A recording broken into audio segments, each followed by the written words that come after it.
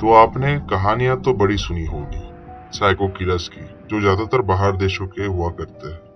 लेकिन आपको ये सुन के जरूर हैरानी होगी कि अपने भारत देश में भी ऐसा कोई हुआ करता था।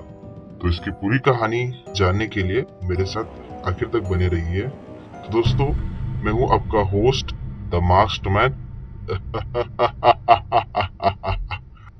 Welcome to our channel. तो दोस्तों, मुंबई एक माया नगरी है, जो माया नगरी कभी सोती नहीं। लेकिन एक टाइम था 1960 की दशक का, जब पूरी माया नगरी में शाम होती ही एक सन्नाटा सा छा जाता था। कोई भी बाहर नहीं घूमता था, क्योंकि सबको यही डर लगता था कि कहीं सिंधी दलवाई ना आ जाए। तो दोस्तों, सिंधी दलवाई उर्फ रघुरमन तमिलनाडु में पैदा हुआ था। इसने बचपन में ही चोरी चकारी चालू कर दी थी। लेकिन क्या पता कि यही इंसान जाकर 42 लोगों का मर्डर करने वाला है। क्या आप सोच सकते हो 42 मर्डर्स?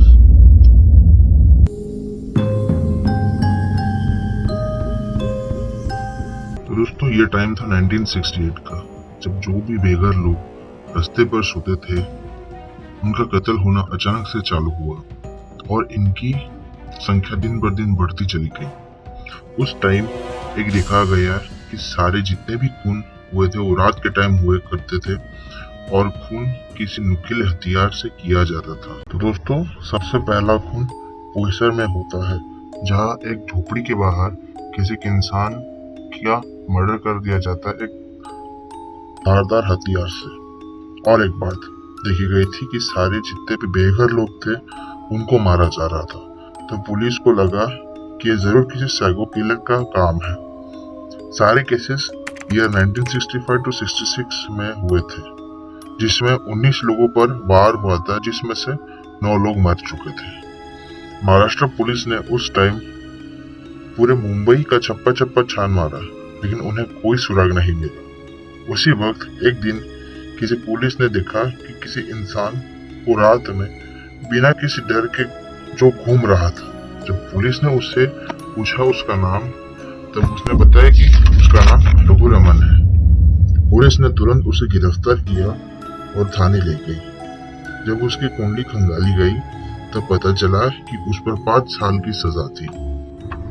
वो चोरी करने उस दिन वहां गया था। उस पर बहुत टॉर्चर भी करे गए, मगर वो कुछ बोला नहीं और चुप ही था।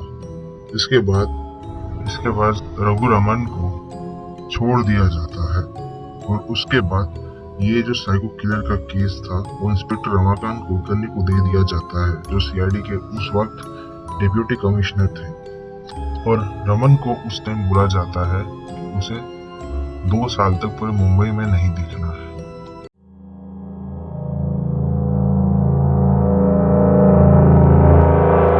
दो साल में पूरे मुंबई में कोई इस प्रकार मर्डर नहीं हुआ। 2 साल बाद जब रघु वापस आया, उनके सिलसिले वापस चालू हो गए और पुलिस को भी कंफर्म हो गया कि ये मर्डर कोई और नहीं, रघु ने ही किए थे। पुलिस ने उसको ढूंढने के लिए कुल 2000 लोगों की टीम बनाई और साल 1968 में वो पुलिस को जल्दी मिल भी जाता है और उसने कोई हाथापाई भी नहीं की खुद को छुड़ाने के लिए। रमन को जब जेल लेकर गए, तब पुलिस को तो पता था कि वो ऐसे ही अपना मुंह तो नहीं खोलेगा। उसने 2 दिन तक बात नहीं की। उसके बाद पुलिस आती है और उसको पूछती है कि भाई तुम्हें कुछ चाहिए क्या? तब वो कहता है कि मुझे मुर्गी चाहिए। तो पुलिस उसको पास वाले रेस्टोरेंट से मुर्गी लाके देती है। उसके बाद पुलिस वापस उसे पूछते भाई और कुछ चाहिए? तो फिर वो पुलिस को कहता है कि उसे एक वेश्या, एक कंघी और एक आईना चाहिए। क्या कि परवानगी तो कानून देता नहीं है। उसके बाद वो पूरा तैयार होता है और वो फिर कहता है कि पूछो, अब तुम्हें जो पूछना है। पुलिस उसको पूछती है कि मुंबई में जो भी मर्डर हुआ है, क्या उसमें तुम्हारा हाथ है? वो बिना किसी झिझक के मान लेता है कि वो जितने भी मर्डर्स थे वो उसी ने किए थे। ये कहता है कि रास्ते पर जितने भी लोग सोते थे वो शैतान थे और भगवान ने उसको भेजा था कि वो रास्ते की गंदगी साफ करे। रघु ये भी कहता है कि जो भी मर्डर उसने किए थे उनसे वो कुछ चीजें चुरा लेता था, जैसे कि कंघी, चाय पत्ती या जो पेन जो वो लोग लेके घूमते थे, या किसी की घड़ी। रघु ने ये सब चीज करी और उसे कोई शर्म नहीं थी कि उसने इतने लोगों को मारा है। तब रघु को पूछा गया कि उसने कितने लोगों को मारा था। उसने कहा कि उसने कुल 42 लोगों को मारा था। उसमें भी वो कंफर्म नहीं था कि 42 से भी ज्यादा हो सकते थे। उस टाइम दोस्तों इतने मर्डर कोई एक हैवान ही कर सकता था।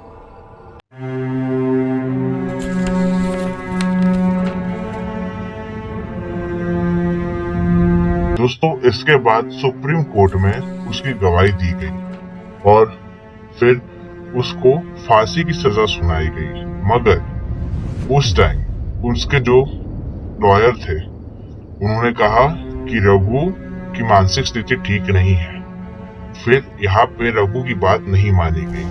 कुछ साल बाद रघु को फिर हाई कोर्ट लेके जाया जाता है। वहां पर हाई कोर्ट में भी उसके जो डिफेंडर थे वो कहते हैं कि उन्हें एक मेंटल बीमारी है और वो बीमारी का नाम क्रोनिक पैरानोइड शाइज़ोफ्रेनिया था। दोस्तों इसके बाद रघु को हैंगिंग से उसकी सजा लाइफ इम्प्रिजनमेंट पे चेंज कर दी जाती है और फिर उसे यरवाड़ा के एक जेल महाराष्ट्र में भेज दिया जाता है। उसके कुल 8 साल बाद उसकी किडनी फेलियर के कारण 7 अप्रैल 1995 को रघु की डेथ होती है।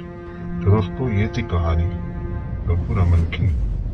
और दोस्तों इस पे एक मूवी भी बन चुकी है रघु रमन, जो नवाजुद्दीन सिद्दीकी ने बनाई है। आप वो भी मूवी देख सकते हो। दोस्तों हमारी वीडियो पसंद आई होगी तो हमारे चैनल को प्लीज सब्सक्राइब कीजिए और इवन लाइक भी करिएगा और बेल नोटिफिकेशन भी दबाइएगा ताकि आपको हमारे वीडियोस की नोटिफिकेशन सबसे पहले मिले। Thanks for watching.